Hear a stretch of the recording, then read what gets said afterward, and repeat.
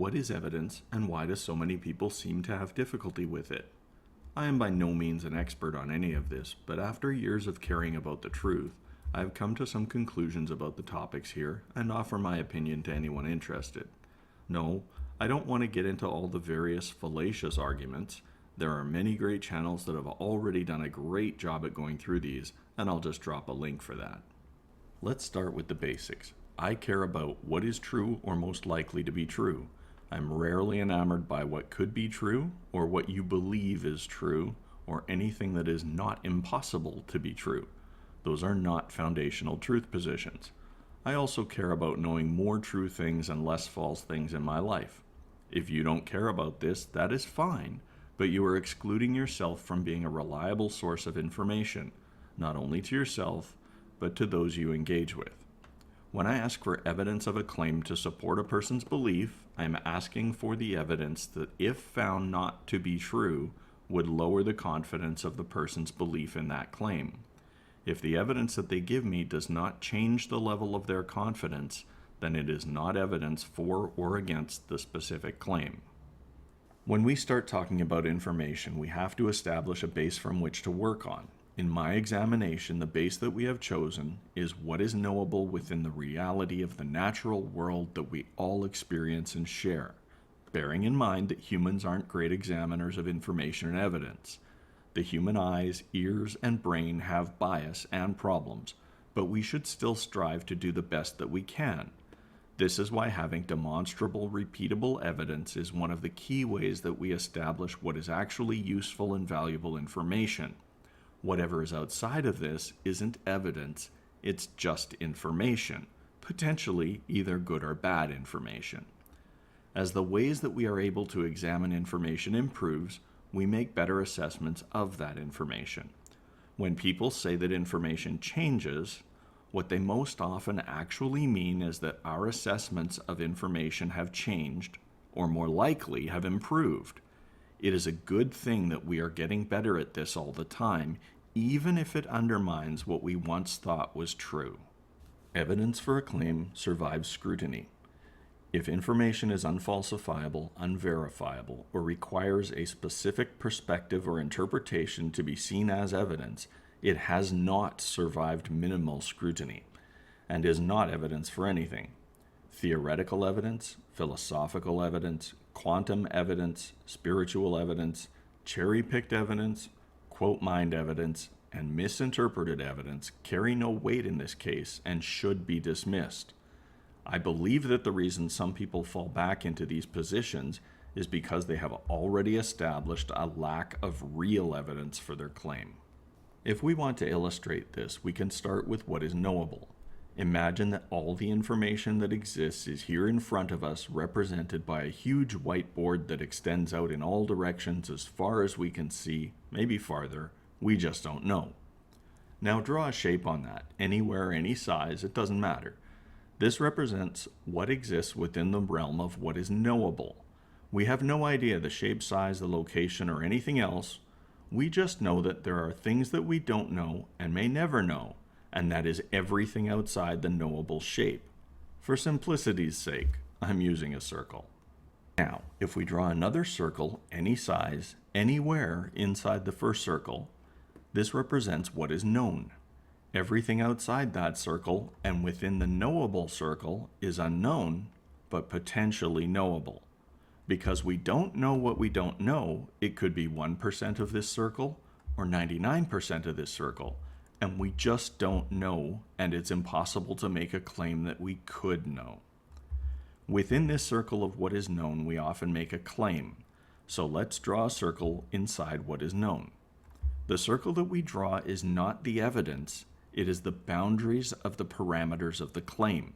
Therefore, this would not be black or white, but gray. This is the claim for which the evidence is to be provided. Just because we can draw a gray circle on the board does not mean that a claim is possible. It merely means that the claim is not impossible. There is a very large difference between the two. If your exercise has led you to the conclusion that your claim is not impossible, then you have provided the least possible evidence for your claim. On a scale to 1 million, you are still at zero. This is the realm of imagination and fantasy where ghosts, spirits, Loch Ness Monster, pixies, elves, leprechauns, chupacabra, werewolves, vampires, Pegasus, ogres, unicorns, and Bigfoot exist.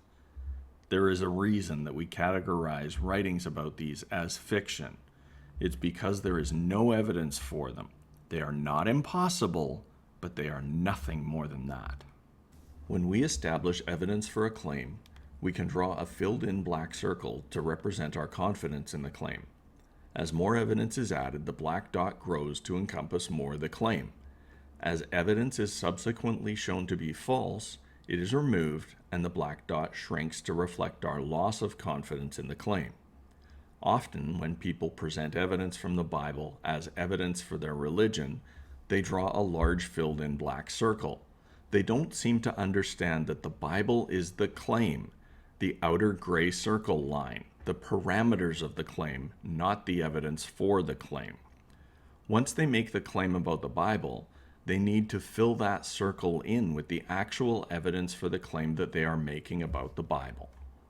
The objective of demonstrating that a claim is true or most likely true, given our current understanding of the reality of the world that we all experience and share, is to fill that circle with evidence which supports the claim and overwhelms the current evidence for the most accepted competing position on that claim. If you haven't done that, and your claim hasn't been demonstrated to be the most likely explanation for your claim, then it is nothing more than an unjustified claim. Let's talk about what is unfalsifiable information. When evidence is presented which has no condition that would prove it to be wrong, it is defined as not having falsifiable criteria. If evidence cannot be falsified, then it is not reliable information to be used as evidence. The reason that information is useful as evidence is that it can be proven false, but it isn't. If someone says to me that magical unicorn farts smell like jelly beans, so unicorns must exist because we know what jelly beans smell like, this is nonsense. Aside from the other obvious problems with this argument, no magical unicorn has ever existed, ever will, has ever farted, has ever been shown to be capable of farting, and no one has been around it to smell it. There is no way to show that the claim is false or true. The information is useless as evidence for anything and doesn't go inside the circle. It lands in the realm of the unknowable, outside both the circles that we drew earlier. Now we get to anecdotes. You often hear people respond to them with, "Cool story, bro." This is when we hear people use personal experiences or individual observations as evidence. Like, I went to the Middle East and didn't see one woman being persecuted, beaten, or killed for not adhering to Sharia law. This is great evidence that where you were at that time, this didn't happen. But there's a lot to unpack here. Where were you? Is Sharia law enforced there? Were there any women there? Were there only women who were adhering to Sharia law there? This is the equivalent to going outside on a cool day and denying global climate change. It is a minuscule observation that is not evidence for or against the actual body of reliable, demonstrable evidence about the topic. Sometimes we find that evidence may exist and be true, but still may not overcome the reality of the existing evidence for what is true or most likely to be true about the claim. To go to another example, we can know that water vapor forms on airplanes in the sky, and that wind speed pulls the water droplets off the plane and they fall to the ground. But this is not evidence that planes flying in the sky cause rain. It is evidence that water droplets can fall off of a plane moving through the sky. We must be careful about misusing good evidence outside of its useful parameters. Evidence may exist and be true, but may not be evidence for the claim being argued. People try to use this line of evidence quite often and are wrong to do so. If a person says nuts don't cause allergic reactions in humans because millions of people see squirrels and birds eating nuts every day, and we have never seen one have an allergic reaction, this is obviously a false argument for more than one reason. This is evidence for the eating habits of squirrels and birds, but is not evidence for anything to do with human allergies, It would fall in the realm of what is knowable, but also outside of the circle encompassing evidence for this specific claim. Evidence for one thing is not evidence for another thing. Oftentimes you will hear someone make multiple claims, give evidence for one, and then claim that it is evidence for others when it is clearly not. Each time an evidence is presented for a specific claim, it should be directly scrutinized against that claim. If I tell you that I put a loaf of bread in the oven and we can measure exactly how much the loaf rose, that is verifiable evidence. If I then state that I put a loaf of Jell-O in the oven and it rose the same amount, I would sound foolish and should be criticized for saying such a thing that conflicts with the evidence. Just because an evidence can be shown to be true in one claim doesn't make it more valuable as an evidence for any other claim. Evidence against one claim isn't evidence against another claim. If evidence is given that cats can't live indefinitely underwater, this is good evidence against the claim that cats live in the deep ocean. If one then contends that, therefore, fish can't live indefinitely underwater, this is obviously false, and the good evidence against one claim is not evidence against any other claim. Again, each evidence should be scrutinized for each claim that it is presented for. We have to be careful about establishing evidence, but using it incorrectly, either for or against a claim that it does not support. There is also misattributed evidence, where you will sometimes hear someone present very good evidence for a thing, but it is not evidence for the claim they are making. Then they incorrectly assert that it is evidence for their claim. A perfect example of this is when a popular young Earth apologist states that they have unquestionable scientific evidence that the Earth is 6,000 years old. All science is questionable, and that's usually the first red flag.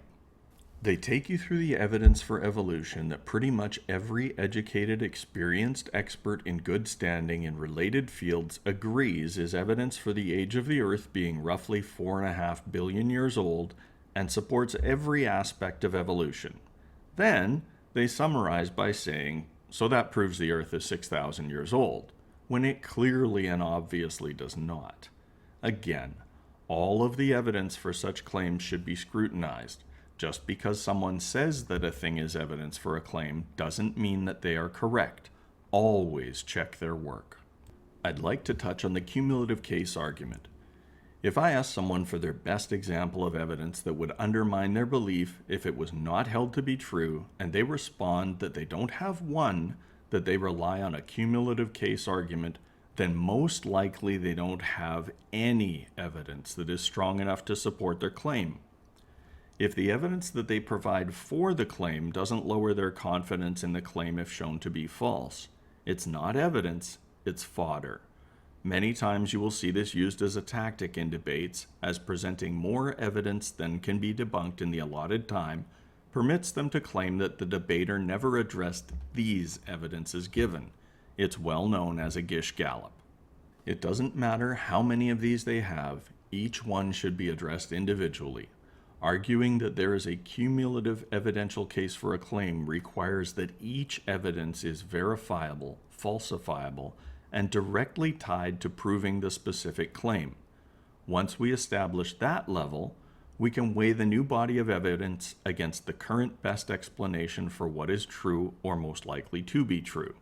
Most often, when a person tries this tactic, we can go through each of their evidences one by one and demonstrate that each one is individually not evidence for the claim, or is weak evidence for the claim which does not overwhelm the current best explanation for what is true or most likely to be true for the specific claim. If none of these pass the scrutiny of evidence to support their specific claim, then it doesn't matter how many they have.